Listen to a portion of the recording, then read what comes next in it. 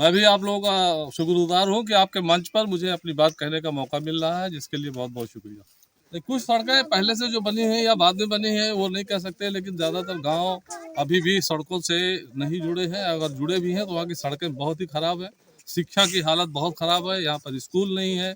जो standard of education है वो बिल्कुल नाम का है। कोई एजुकेशन का यहाँ व्यवस्था भी बहुत अच्छी नहीं है। लड़कियों के लिए कोई स्कूल नहीं जिससे उनको शिक्षित करने का आपको मौका मिले।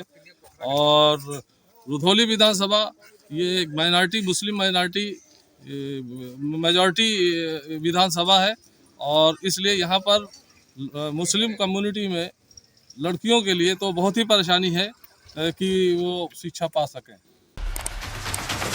फोटो आएगा।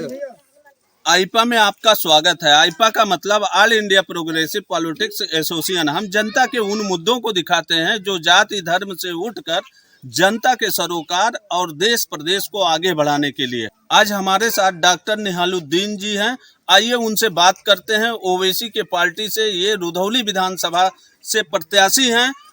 किन किन मुद्दों को लेकर वो जनता के बीच में जा रहे हैं और सबसे बड़ी रुधौली विधानसभा की क्या समस्याएं हैं, आइए हम बात करते हैं उनसे।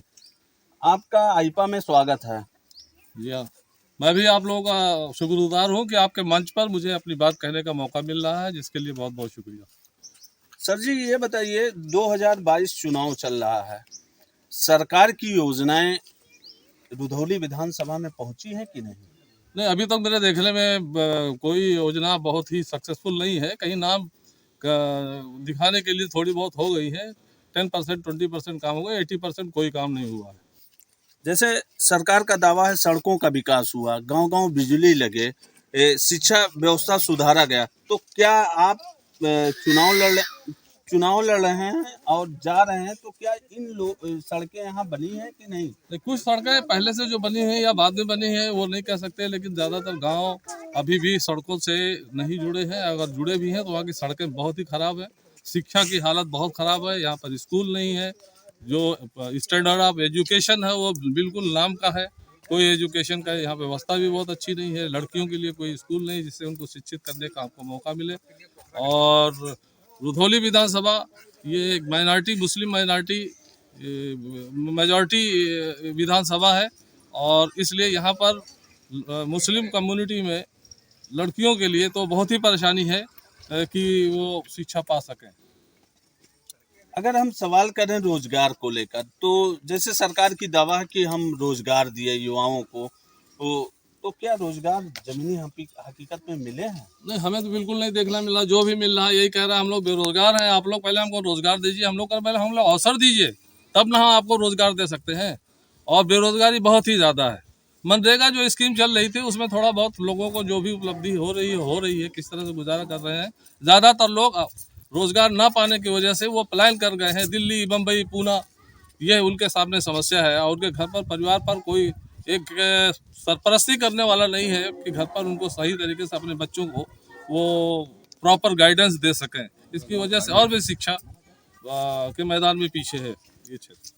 अगर हम किसानों की बात करें तो सरकार का दावा है किसानों की फसलों की सुरक्षा के लिए गांव-गांव गौशाला बनवाए गए, लेकिन जमीनी किसान का आरोप लग रहा है कि छोटा पशुओं से वो परेशान है। हाँ, वो इस कदर परेशान है कि हम लोग अक्सर गांव में जाते हैं और ये बात होती है कि भाई उपलब्धि दी जाती है, आपको 5 किलो या पैकेट मिल रहा है।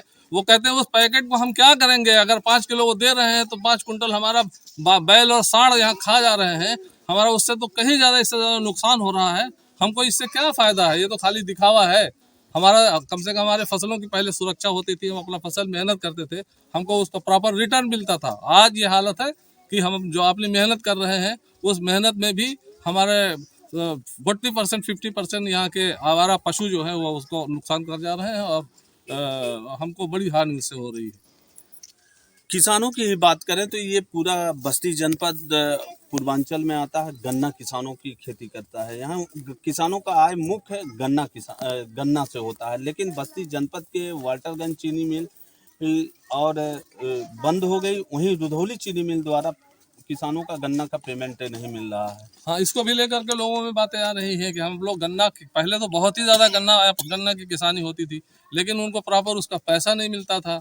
और पैसा मिलता था भी तो सालों सालों उनका बकाया पड़ा रहता था, अभी भी लोगों के बकाये पड़े हुए हैं। इस वजह से गन्ने की खेती लोगों ने कम कर दिया है इसकी वजह से और इसी वजह से लोगों में प्रॉस्पेरिटी कम आई है, बहुत ही नॉन प्रॉस्पेरस लोग हैं यहाँ पे। अच्छा, सरकार का यह भी दावा है किसानों की आय दोगुनी की गई। आप नेता हैं, जाते हैं क्षेत्र में, तो क्या आय दुगनी हुई है किसानों की? ऐसा तो मुझे नहीं लगता, मुझे कोई किसान नहीं कह रहा कि मेरी आय दुगनी हुई। वो तो कह रहा है कि जो हम पैदा करना चाहते थे, जो पहले हमको पूरी रिटर्न मिल जाती थी, आज तो हमारे गाय और बैल सालों से हमारी फसल खराब हो जा रही है, हमारी मेहनत का रिटर्न हमको नहीं मिल पा रहा है, तो दुगनी कहाँ से हुई है? उसकी आय तो और कम हो गई है।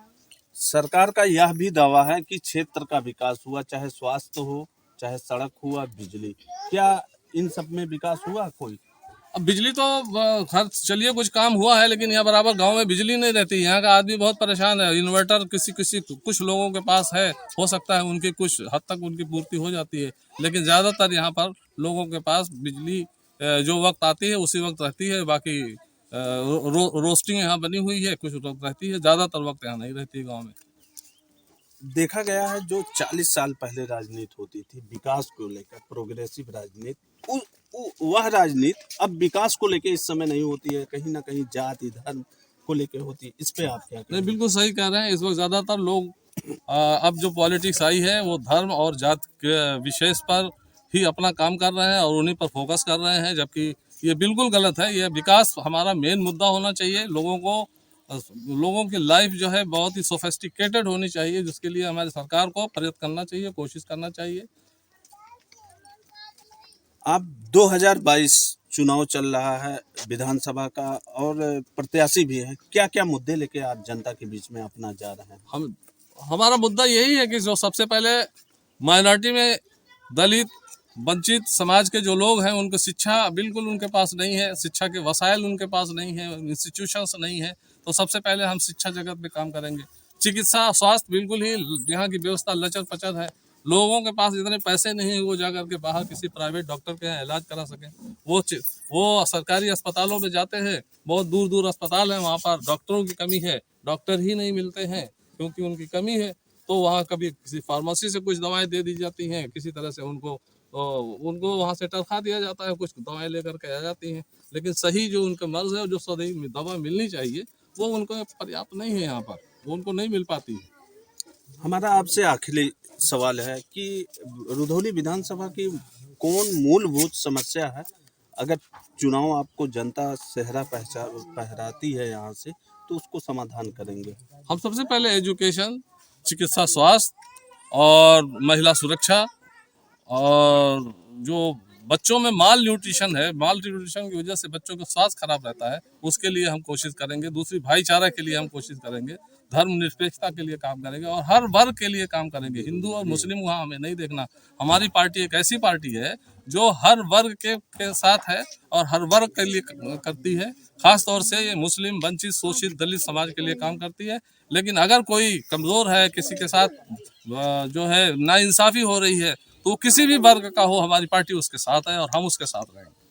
ये हमारे साथ डॉक्टर साहब थे और इन्होंने बताया कि हम अपना जो चुनावी मुद्दा है वो जनता के बीच लेके जा रहे हैं और 2022 विधानसभा रुधौली में हमारा परचम लहराएगा। जनता का पूरा सपोर्ट मिल रहा है। नमस्कार, आप लोग आईपैप को आगे देखते रहिए।